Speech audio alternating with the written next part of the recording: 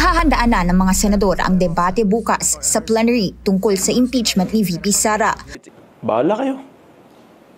Bahala kayo sa buhay niyo. Sinabihan na nga di ba? Tapos ayaw pa rin. Ibig sabihin, natalo na kayo. Ayaw niyo lang tanggapin. Yun. Masyadong focused sila on the 2028 elections. Lahat ng ginagawa nila to solidify their bid for the 2028 elections. Kaya yung functions ng government compromised. Magkaalyado at magkaibigan sila ni Sara Duterte. How deep does this friendship go, do you think? Up to now, si Mayor Leni has yet to say anything about the impeachment trial of Sara Duterte. Alam mo, malakas na boses yan, pero she's quiet. Okay, so ayan po ang matindi nating pag-uusapan ngayon. Una nating pag-uusapan itong Senado ay bukas ay pag-uusapan na nila. Ang pag-uusapan ay itong impeachment. Kung itutuloy ba nila ang impeachment trial laban dito kay VP Sara Duterte. Okay? Yun ang una nating pag-uusapan at panoorin po natin yung balita na yan sa mga reaksyon ng mga senador kagaya ni na Hontiveros, ni na Joel Villanueva, na Senator Bato de la Rosa at marami pang iba, no? At kung matatandaan natin, dati na itong sinabi sa interview ni Senator Jinggoy Estrada na hindi talaga, wala nang magaganap na impeachment. Okay? So, yung duda ako bukas, itong pag-uusapan nila ay parang formality na lang ito kung matutuloy ba ito o hindi. Pero ako, deep inside, paniniwala ko dito, hindi na ito matutuloy itong impeachment na ito. Formality na lang ito bukas kung sasabihin nila na hindi talaga matutuloy ang trial na ito. Kasi po, majority of the senators are telling na kailangan po nating sundin ang utos ng Supreme Court. Okay? Mamaya pag-usapan natin yan, ipapakita ko yung balita na yan. Heto, pangalawa nating pag-uusapan ay itong si dating Senador Antonio Trillanes na matinding kalaban ng former President Duterte ay may bago po siyang revelasyon ngayon. Hindi ko alam kung ito ay gimmick niya o kung ano ang layunin niya, bakit niya ito binulgar ngayon at isiniwalat at meron siyang revelasyon. Ang kanyang revelasyon ay ito raw si Vice President Inday Sara Duterte at itong si Leni Robredo ay magkaibigan. Magkaibigan raw Kasi kaya raw hindi niya sinuportahan itong si Leni Robredo. Kapag si Leni Robredo ang tatakbo sa 2028 bilang presidente ay hindi niya susuportahan. For the reason na kaibigan nga si VP Sara at si Leni Robredo. Kaya ang susuportahan niya, alam niyo ba kung sino? Si Hontiveros. Alam niyo, sa totoo lang, may opinion ako dyan. May isi-share akong opinion sa inyo. Bakit ganyan ang mga statements ngayon ni Trillanes? Mamaya i-reveal ko yan kung anong opinion ko dyan. At higit sa lahat, last but not the least, itong ating pag-uusapan ay itong si Mayor Baste Duterte ay nagkomento na po dito sa Marcos administration at ibinubulgar niya na ito palang Marcos administration ay napaghalataan niya noon pa na lahat ng paghahanda ngayon ng administrasyon na ito ay tungkol sa 2028 election. Yan ang kanilang paghahanda ngayon. Kaya ang dihado taong bayan. Kasi hindi na nakafocus ang administrasyon ngayon kasi nakafocus sila sa pamumulitika. Okay? Mamaya, i-explain ko yan sa balita na yan. Magre-react tayo dyan. Okay? Pero guys, as usual, bago ang lahat, help me po muna na i-like at saka i-share itong video na ito para guys, kakalat ito sa taong bayan. Okay? O, sabay-sabay muna tayong mag-like and share sa Donmar TV. Itong video na ito, like and share. 1, 2, 3, go! Okay, naka-like and share na ba lahat? And also guys, sa mga bago pa lang dito sa aking channel, mag-subscribe na po kayo para lagi kayong updated sa ating mga balita. And at the same time, yung mga cellphone ninyo, ma-notify yan kung meron tayong breaking news, bagong uploads, o kung nagla-live ang ating channel. Ma-notify kayo lahat dyan. Kaya mahalaga po na mag-subscribe tayo sa Donmar TV. 1, 2, 3, go! Ayan, nakasubscribe na ba lahat? Okay. So, eto, unahin muna natin ha. Ito yung mangyayari bukas sa Senado. Ito, panoorin natin. Ilalaan ng Senado ang sesyon nito bukas para talakayin ang ruling ng Korte Suprema sa impeachment ni VP Sara. Sa kabila yan ng motion for reconsideration na inihain sa SC ng Kamara. Narito ang agenda report ni Hannah T. Pinaghahandaan na ng mga senador ang debate bukas sa plenary tungkol sa impeachment. Pinaghahandaan na raw ng Senado bukas. Sabi ko sa sarili ko, talaga? Pinaghahandaan nyo na? Pero mukha yatang sa tingin ko, parang hindi naman ito paghahanda, kundi formality na lang ito eh. Formality na lang. Bakit ko ba nasabing formality? Because majority of the senators ayaw talagang matuloy ang impeachment.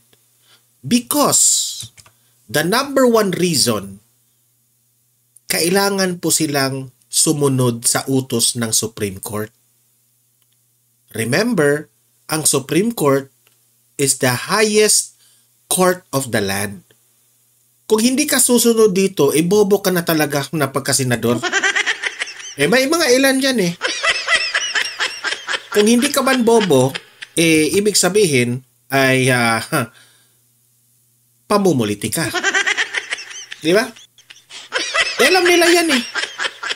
Sa mga senador dyan na gusto nilang matuloy ang impeachment, yan sila ang mga senador na alam nila na malabo ng matuloy.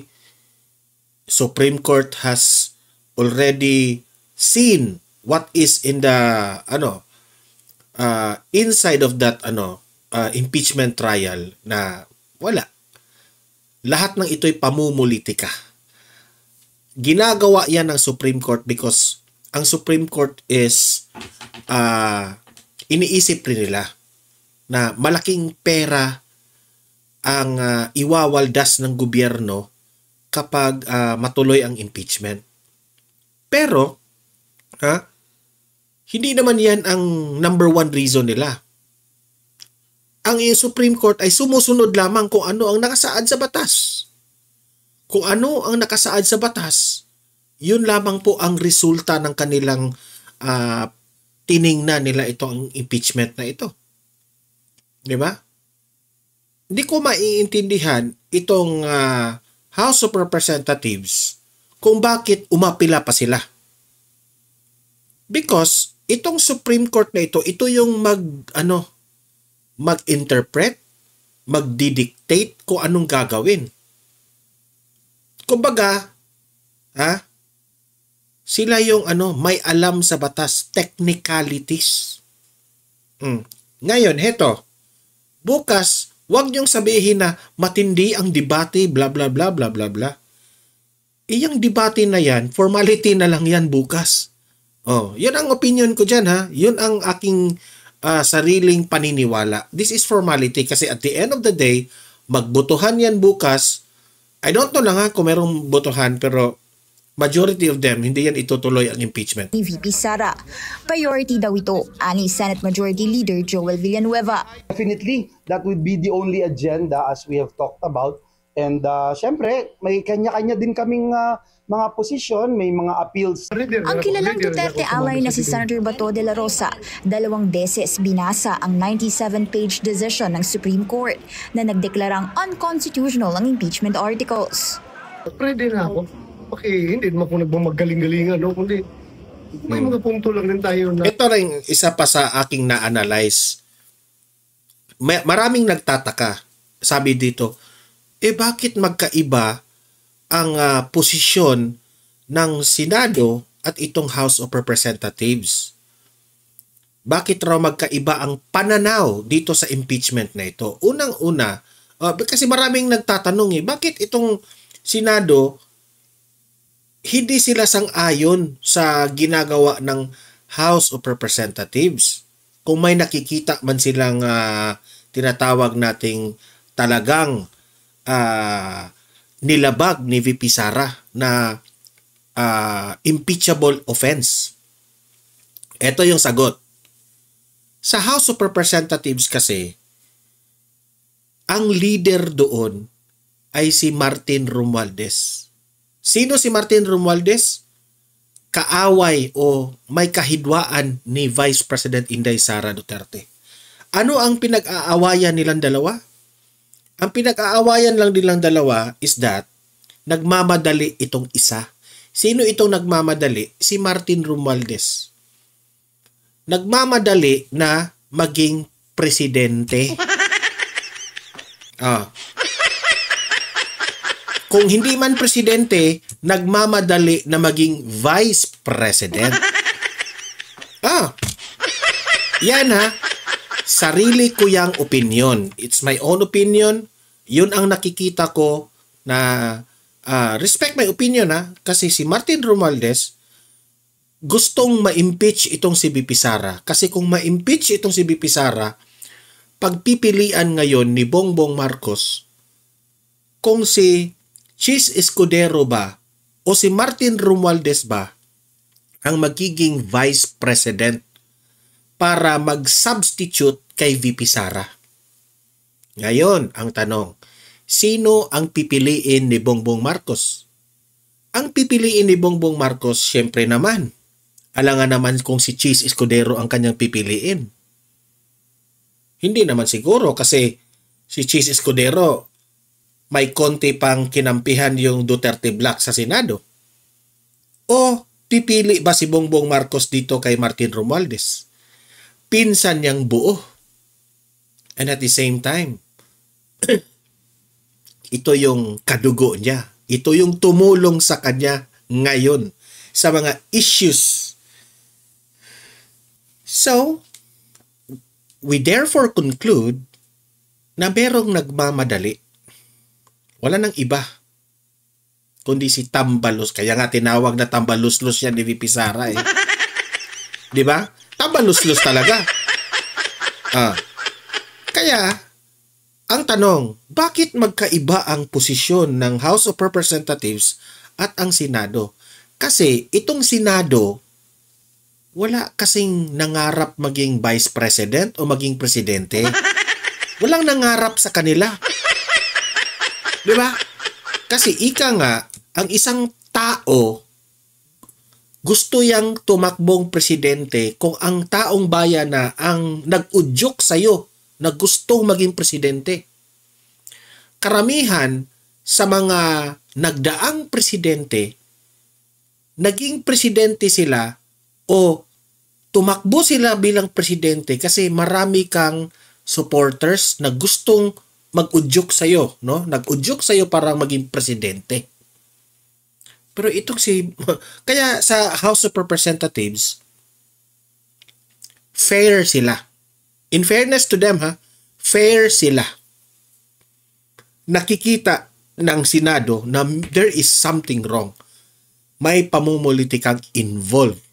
At hindi sila naniniwala na magnanakaw si VP Sara. At hindi sila naniniwala na si VP Sara po ay may nilabag sa ating constitution kung impeachable ba o hindi.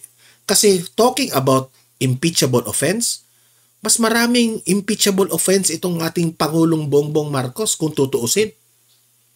Many to mention. Esa pa, itong sa House of Representatives, no?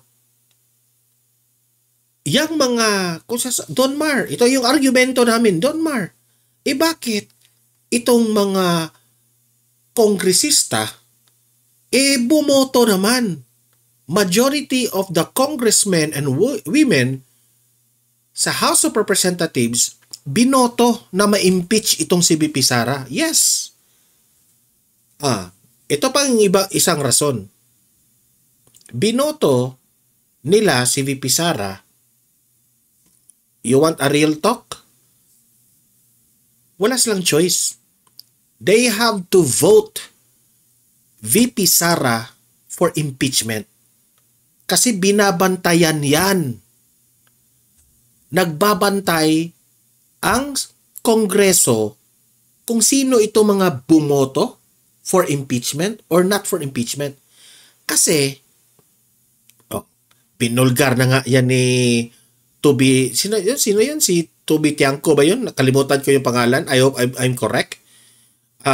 Basta, yun, no? Yung si Toby, yan, ni Bongbong Marcos sa partido niya. Parang, yung campaign manager. Okay? Siya yung nag-assign sa kanilang pangangampanya kung ano ang gagawin. Binulgar yan mismo na nakatanggap sila. Okay? Yung 7-7 scheme na ibinulgar ni Magalong, umamin. Itong si Toby Tiangco, I hope I'm correct with that word, ha? Yun ba yung pangalan? Si Toby Tiangco ba yun? Na they receive at binulgar niya. Okay? Na-receive nila. So, if boboto ka na ma-impeach si VP Sara, assured na kung anong request mong budget sa inyong distrito, makakatanggap ka talaga. Maa-approve ka. Yung mga hindi bumoto, hindi ko na alam kung ano ang nangyari sa kanila kasi wala namang balita, di ba? At merong mga umamin. Talaga. Napipilitan silang bumoto for the sake na mabibigyan sila. Okay? Hindi ko ibig sabihin na nangungurakot itong mga kongresista na ito, ha? Kasi meron namang iba dyan na bumoto lang talaga na ma-impeach si VP Sara pero matino sila na maging congressman. At talagang ginamit nila ang pera para itulong sa kanilang constituents. Kasi sa panahon po ni former President Duterte, ang mga House Speaker dyan, hindi naman mga connected kay Duterte noon. Kung meron man, hindi pa nangingialam si Duterte. So, ano yung point ko? Ang point ko dito is, yung dating administrasyon, ang Kongreso po, malaya sila mag-criticize, malaya sila sa kanilang sarili, sa kanilang mga desisyon.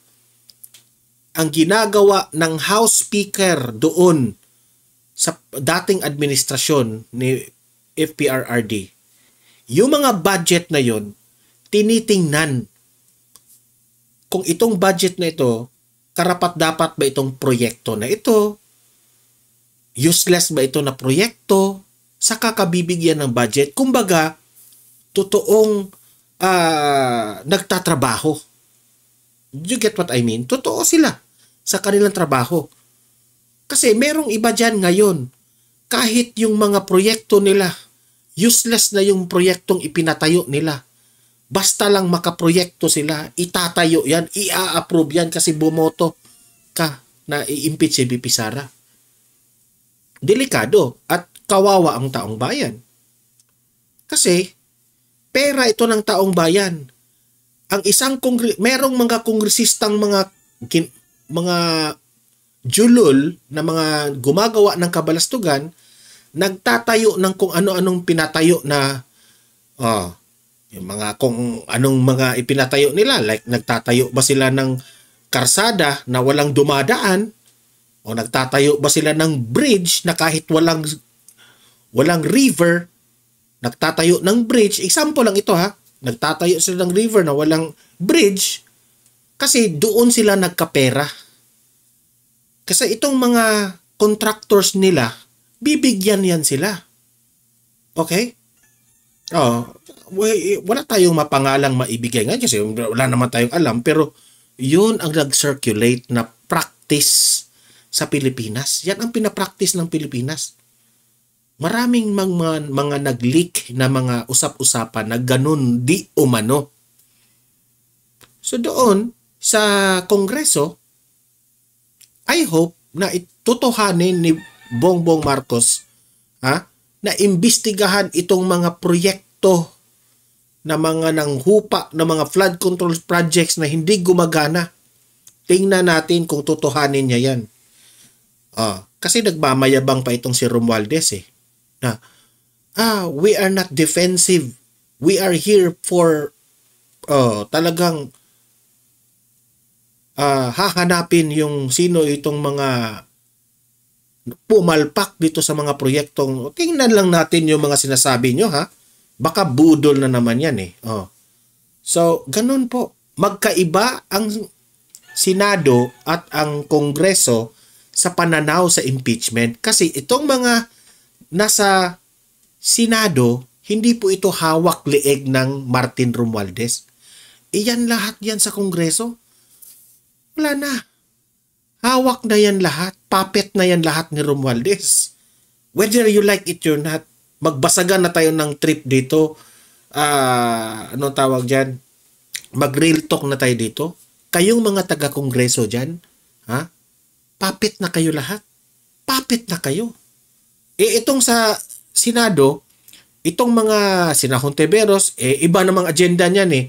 Iba namang pakay niyan eh. Pamumulitika yan eh. May sarili rin niyang mundo si Hontiveros. Gusto rin niyang maging presidente eh. Di ba?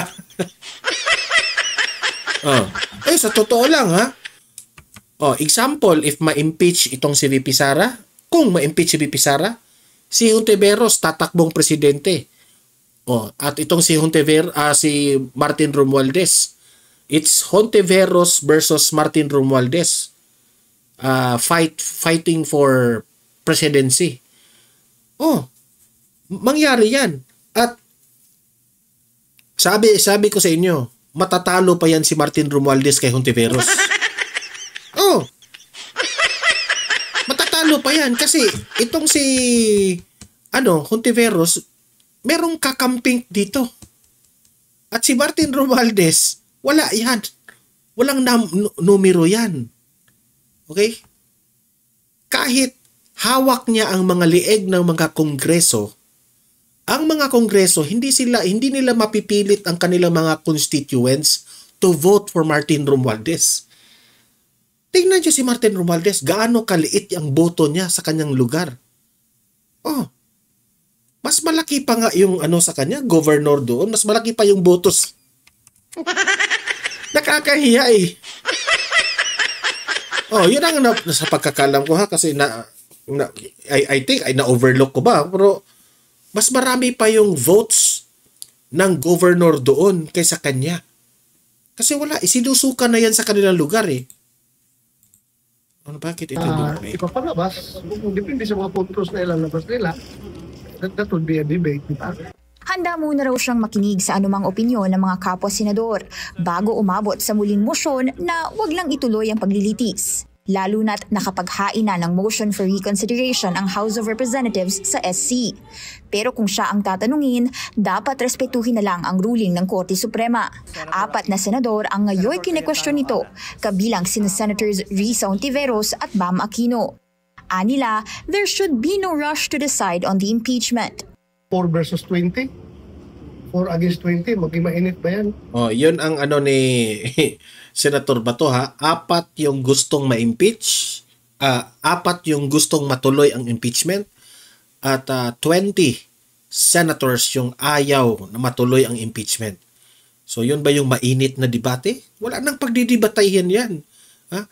Si Hontiveros na ang magdadakdak ng magdadakdak bukas. Ha? At wala na makipagdebate dyan kasi obviously they want it done as soon as possible. Irespeto ang Supreme Court. So tingin niyo? Ito. Hot debate naman ang inaasahan ni Senator Erwin Tulfo. Hindi na bago ang pagtingin ni Tulfo sa Itong si Tulfo, ito yung ito yung nakapagtataka.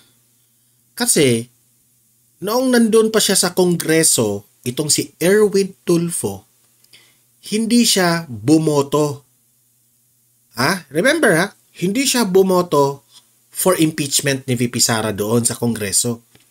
Pero bakit dito sa pagdating sa Senado, gusto niya nang matuloy ang impeachment trial? Di ba? Hindi ko maintindihan Hindi ko maintindihan si Erwin Tulfo. Ito yung bantayan natin dito sa sa Senado rin, tayong mga mamamayang Pilipino, kasi rin ito magulo rin ito kausap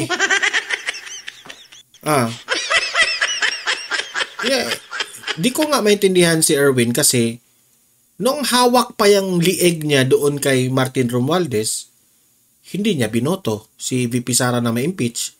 Pero ngayon na hindi na siya hawak ni Martin Romualdez, saka pa siya gustong matuloy ang impeachment. Nakakalito ka, sir? Diba? Ano kayang dahilan niya? impeachment na maganda sana kung tuloy ang presentation of evidence. Gusto kong makita ng mga kababayan natin yung ebidensya. That's what I want. Gusto kong makita kung anong meron dito. O sige, tatayo ba ito? May laban ba, di ba? Ito rin ang posibleng mangyari. Kasi kung magtataka kayo nga bakit si Erwin Tulfo gusto niya ngayon na matuloy ang impeachment. Duda lang ako na posible rin itong totoo. Baka may alam siya na ang ebidensya malabo. Gusto niya siguro malaman rin ng taong bayan. Duda ko lang kasi duda ako ni Erwin Tulfo. Duda ako sa kanya na hindi siya naniniwala na may kasalanan talaga si VP Sara. Ang punto niya dito, siguro I may be wrong, I may be correct with this opinion, but gusto ni Erwin Tulfo malaman ng taong bayan na wala talagang kasalanan si VP Sara. Malinis si VP Sara. Kaya gusto niyang matuloy ang impeachment. Pwede rin yun, Pwede rin yun. Going to a ring, di ba? May laban ba yan? Wala. Or sa basketball, may panalo ba? Mukhang yamada na masyado. Para sa kapatid ni VP Sara na si Acting Davao City Mayor Baste Duterte, matagal nang dapat natapos ang VP Sara saga. Pero tila never say die ang moto ng Kamara. Bahala kayo sa buhay niyo. Sinabihan na nga di ba? Tapos ayaw pa rin. Ibig sabihin, natalo na kayo. Ayaw nyo lang tanggapin. Yun. Sa kabila naman ng pag-push ng Senado sa transparency at accountability na una nang sinabi ni Senator Win Gatchalian, pansamantalang ipinagbawal ng Senado ang pagpapasok ng media sa loob ng plenary hall bukas. So, yan na yan. Ang media raw bukas, parang limitado, no? Kasi yung nangyaring muntik nang magsuntukan si Ruben Padilla at sino ba yung isa? Si Win Gatchalian ba yun? Si Villanueva at yung nagkainitan si Hontiveros at si Senator Amy. So limitado sila bukas. So punta tayo dito kay Trillanes. Bakit nasabi ni Trillanes na si VP Sara at si Leni Robredo ay magkaibigan raw? Kaya hindi niya susuportahan si Leni Robredo. Ang susuportahan niya, si Hontiveros for 2028 presidency. Eto, Trillanes, pasok. May siniwalat si dating Senador Antonio Trillanes tungkol sa anyay malalim na pagkakaibigan ni na VP Sara at dating Vice President Leni Robredo. Kaya naniniwala si Trillanes na hindi si Robredo ang dapat ilaban sa mga Duterte sa 2028 presidential elections. Nasa frontline ng balitang yan si Marian Enriquez. Kung si dating Vice President at ngayon Naga City Mayor Leni Robredo raw ang nanalong presidente noong 2022 elections, malamang ay hindi nito ibibigay si dating Pangulong Rodrigo Duterte sa International Criminal Court. Yan ang sinabi ni dating Senador Antonio Trillanes IV sa panayam sa kanya sa programang Storycon ng One News.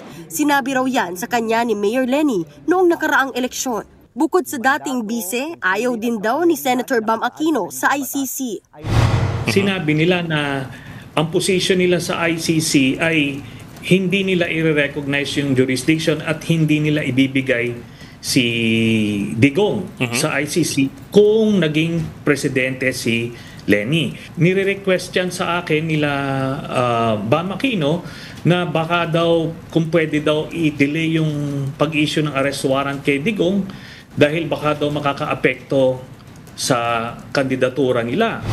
Sabi pa ni Trillanes, kailangan daw ang manalong presidente sa 2028 elections ay kayang mapanagot ang mga Duterte. At ang nakikita raw niyang pinakamalakas na kandidato ay si Senator Risa Hontiveros. Hindi raw si Mayor Leni na may malalim daw na pagkakaibigan kay VP Sara. Sa 2028, I'm not inclined to support Leni because magkaalyado at magkaibigan sila ni Sara Duterte. Yan ang kanyang reason, ha? Hindi siya susuporta kay Leni Robredo kasi magkaibigan yung dalawa. How deep does this friendship go, do you think? Up to now, si Mayor Leni has yet to say anything about the impeachment trial of Sara Duterte. Alam mo, malakas na boses yan. Pero she's quiet. So, meaning to say, si Trillanes, medyo nagtatampo siya kay Leni Robredo. Kasi, tahimik, kung tama naman siya, tahimik si Leni Robredo sa usaping impeachment ni VP Sara. Kasi daw, kaibigan raw itong si Leni at si VP Sara. Kaya tahimik si Leni Robredo. Kaya susuporta na lang siya kay Hontiveros. Unang-una, Trillanes, ito lang ha, my opinion. Unang-una, Trillanes, walang humaharang sa iyo kung susuporta ka kay Hontiveros. Okay? Walang haharang sa iyo, ha? Oh. Sa'yo na si Hontiveros. Bakit nagkaganito ang pinagsasabi ngayon ni Trillanes? Ito, opinion ko to. Kasi, nung panahon, ito ha, laliman ko lang ang isip ko. Si Trillanes, kilala natin yan. Bakit natin kilala si Trillanes? Noon pa man, gusto na talaga itong maging presidente o vice president. Nangarap ito. Kilala natin ito. How many times itong tumakbong vice president? Talo. Di ba? Remember? Ha? Grabe kalalim ang galit niya kay Tatay Digong. Remember this one, ha? Ipagtampi natin yung history. Pinuntahan niya si former President Duterte. Hindi pa presidente si Duterte. Mayor pa si Duterte sa Davao. Pinuntahan niya doon si Duterte. Kasi prospect niyang magtandem silang dalawa. Yes, pinuntahan yan. Ni-reveal yan ni Duterte.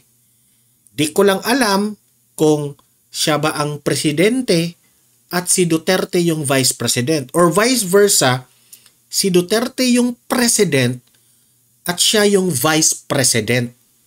Sinusuyo-suyo niya doon sa Davao, itong si Trillanes. Okay, yun ang nangyari.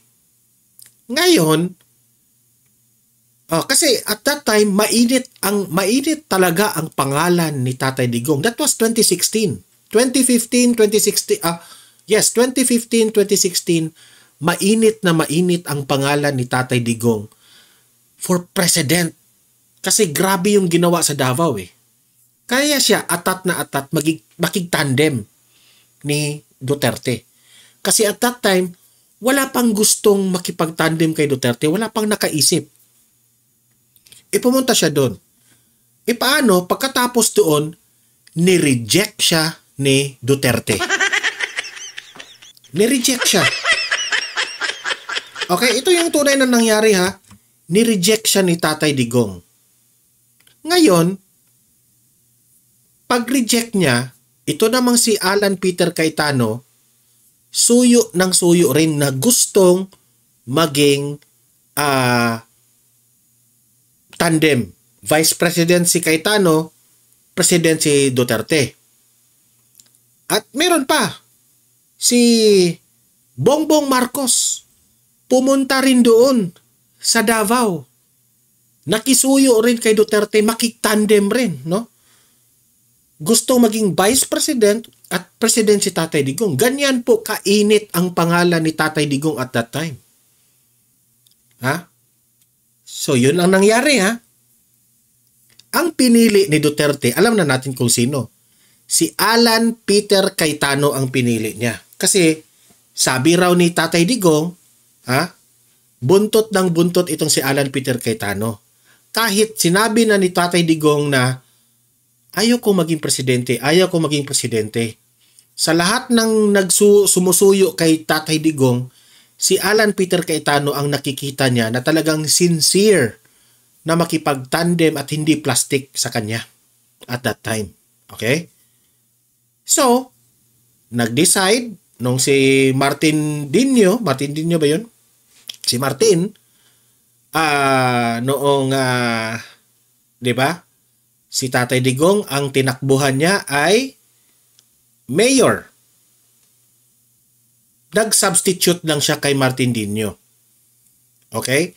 For the reason na si Tatay Digong, nagalit siya dito sa ruling na bakit nakapasok itong si Grace Poe na maging one of the candidate for president because may issue si Grace Poe sa kanyang anong tawag doon? Ang kanyang citizenship. Okay? May issue siya doon.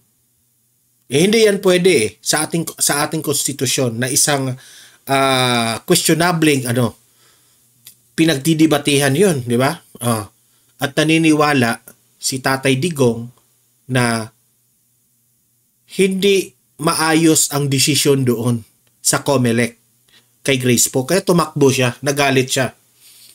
Okay, so tumakbo siya. Sabi ni Tatay Digong, tatakbo akong president pero yung aking tandem ay si Alan Peter Cayetano bilang vice president. Si Trillanes nagalit. Kasi bakit hindi siya ang kinuha ni Tatay Digong? Bakit si Alan Peter Cayetano? At sa mga speeches ni Tatay Digong, binulgar yan. Kasi nag-iingay na siya at that time eh. Si Tatay Digong, ganun, ganyan. So, binulgar ni Tatay Digong. Bakit ka maingay ngayon? Kasi Vice President ang tinakbuhan niya eh. Tapos, syempre, magkalaban sila ni Alan Peter Cayetano. So, si Tatay Digong has to defend also ni Cayetano bilang Vice President niya. Sinabihan niya itong si Trillanes na, huwag kang magmaangas-maangas dyan. Pumupunta ka doon sa Davao.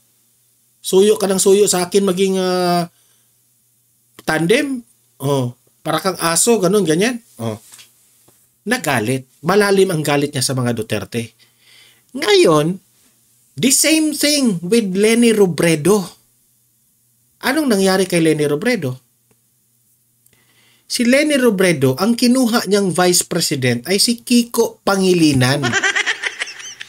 Hindi si Trillanes. So, di ko lang alam kung ano ang ikinagalit niya, dinibdib niya masyado, na hanggang ngayon, galit siya dito. Duda lang ako dito ha. Kaya sinabi niya ngayon yan na, si Leni Robredo, tahimik yan sa impeachment. So, wag nating, yan, maka-Duterte na yan, kaibigan na yan ni VP Sara, bla bla bla, kung anong mga pautot ni Trillanes ngayon. Wala pa namang sinabi si, si Leni Robredo, pero pinangunahan na niya. Bakit raw tahimik? Kasi nagdududa ako dito kay Trillanes na nagtatampo ito kay Leni Robredo kasi hindi siya ang pinili ni Leni Robredo bilang Vice President. Yun ang totoo. Tapos natalo pa siya. Natalo Diba? Kaya tumakbo na lang siyang mayor, talo pa rin Diba? So, what's my point? My point here is history repeats itself. Ito yung klaseng tao na magtatampo kung hindi siya kukuning tandem ng gustong tumakbong Vice President at President. So, ang ginagawa niya ngayon, ang pinalabas niya ngayon, duda lang ako, it's my own analysis. Ang pinalabas niya ngayon ay wag yan si Leni Robredo. Dito tayo kay Hontiveros. Okay? Si Hontiveros ang natin, yung presidente natin. Malakas si Hontiveros sa 2028. Okay, yun ang palabas niya ngayon, di ba? Kasi nagtatanong pa ang tao ng mga kakamping at pinklawan ngayon Sino ba ang mata ng sino ang leader ng mga dilawan ngayon? Si Leni Robredo ba?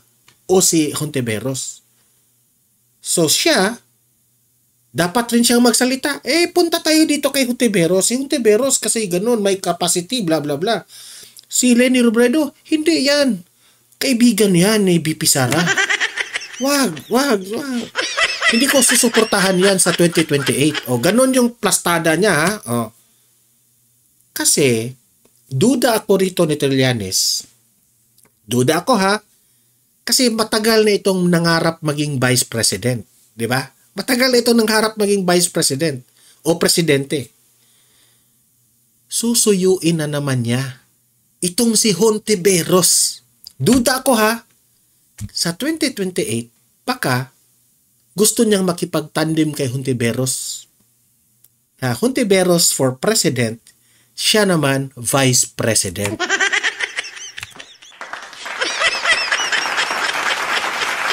Palakpakan!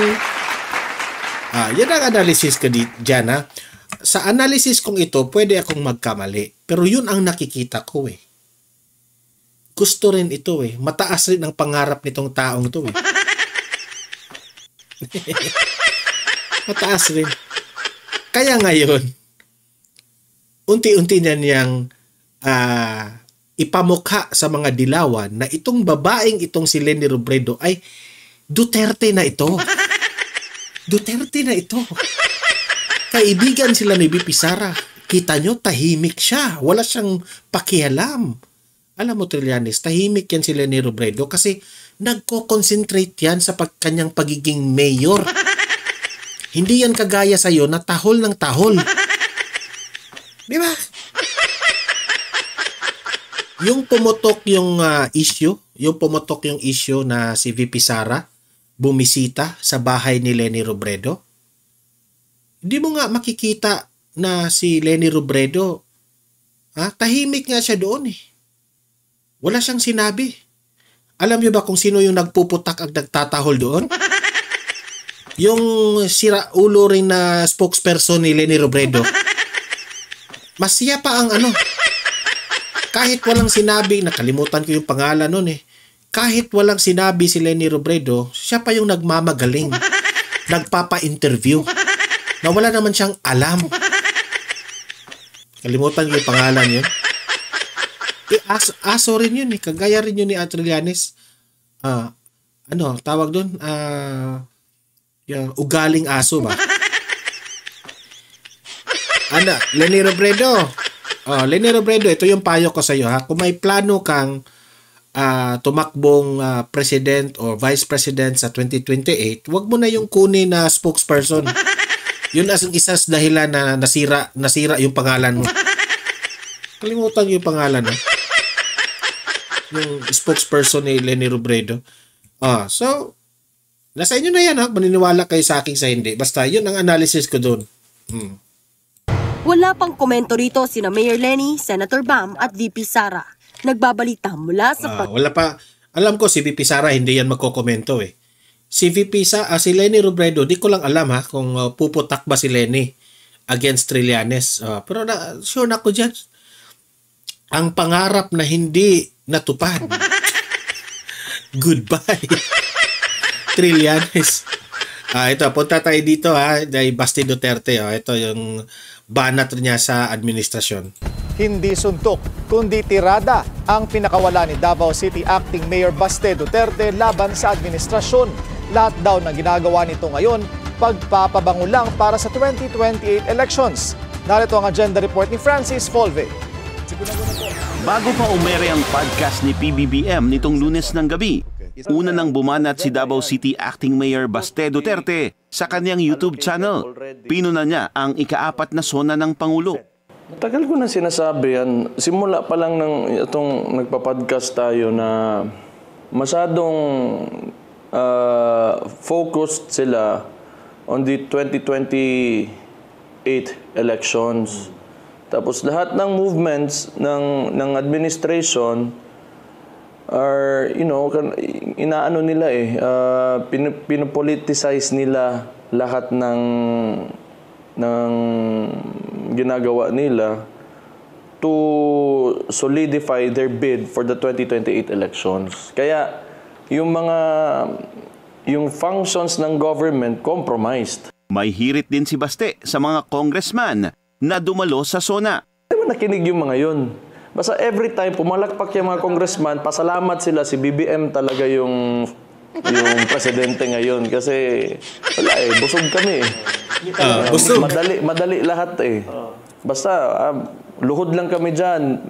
Meron na kaming budget. Pati ang panonood ni AGA Party List Representative Nicanor Briones ng sabong sa selfie. Isa pa itong si Nicanor Alam mo Nicanor, kung inamin mo talaga, no? Tapos yung problema, hindi mo pa inamin sabi niya, sana, hindi naman ako, wala itong pruweba na siya ay online gambling siya dyan sa online sabong. Ang sa akin ba, madali namang umamin, di ba? Umamin ka tapos mag-sorry. Pero ginawa niya, hindi pa siya umamin. Sa pamangkin ko yun sinend yung video. Okay. Phone, habang nasa sesyon ng kamera, di nakalusot. Hayaan na natin yan. Ganyan ang gobyerno natin ngayon. Yan yung ito nga yung klaseng gobyerno na meron tayong... di ba? May sundot din si Baste sa patama ni PBBM na mahiya naman kayo sa mga kumita umano sa DPWH flood control projects. Nagawa ba talaga ito ng gobyerno na ito? Mahirap isipin ba? Mahirap isipin. Ang delikado niyan, si Bongbong Marcos nananawagan na paimbestigahan itong mga ghost project. Ang nakakatakot dito, if gagawa na naman ng gimmick itong Kongreso, kung ito na naman ay banata na naman itong si Baste at itong si Paulo Duterte. Paulo, ito lang yung payo ko sa inyo Congressman Paulo Duterte at Baste Duterte, huwag mo na kayong magtayo ng proyekto. Baka imbestigahan nila yan at gawan kayo ng kasalanan. In front of the nation. They're doing this in front of every Filipino. Correct. On broad daylight, Mayor. Yeah, yung mga congressman naman, palakpak kami because who's going to take the blame? The president. Diba? And the president is so shameless, so wala rin. They were very proud. All very proud. So confusing. Ang kabalastugan ng Kongreso, mapahiya ang presidente. Pero ang presidente naman, walang hiya, di tapos. Tandem. Sa 20th Congress naman, masaya si Baste sa Blue Ribbon Committee chairmanship ng kaalyadong si Senador Rodante Marcoleta. Tingin din niya may laglagan na sa Senado sa pagitan ni Bam Aquino, Kiko Pangilinan at Risa Ontiveros. Tingin ko, si Bam at saka si Kiko kasi pwede sila maging running mates for the 2028 election kasi Aquino si Bam eh. Si Risa Ontiveros kasi nag-express kaagad siya na ready siya maging president and pareha silang LP, di ba? Sa mga eksena sa House of Representatives naman, pera lang talaga yung pinag-aawayan ng mga yan. It's either pera or policies that can favor their, businesses. Hindi rin daw bilib si Baste sa murang bigas program ni PBBM. Dagdag niya, wala naman umanong pinagsisilbihan ng Pangulo, kundi ang mga political dynasty at mga oligarko. Correct. Para sa agenda, Francis po. Tama naman eh. Ang si former President Duterte lang naman ang kinontra itong mga oligarchs. Si Bongbong Marcos ngayon, di kaya niya yan. Oh, tuwang-tuwa nga yung mga oligarko ngayon eh. Di ba? So, meaning to say, for conclusion, ang administrasyon ngayon nakafocus kung papaano nila masustain ang kanilang posisyon sa 2028. Kaya hindi sila makafocus sa problema ng Pilipinas. Yun ang aking conclusion ha. Yeah, that's my own opinion. Okay? So, kayo mga audience ko dito sa Donmar TV, libre kayong mag-comment, mag-react sa ating pinag-usapan, no? Lagay nyo dyan kung anong opinion nyo. Usap-usap tayo sa comment section, okay? At don't forget guys, i-like at saka i-share itong video na ito ha, para kakalat ito sa taong bayan. Marami po ang makarinig. And sa mga ngayon lang nakabisita sa ating YouTube channel dito sa Donmar TV, kung ngayon mo lang ito napanood, libre po ang subscription ha. Mag-subscribe na po kayo. Walang bayad yan, okay? Subscribe na para updated kayo lagi. See you in my next video. Have a great day, have a great night. God bless po sa ating lahat. Mabuhay ang Pilipinas and God save the Philippines. Bye-bye!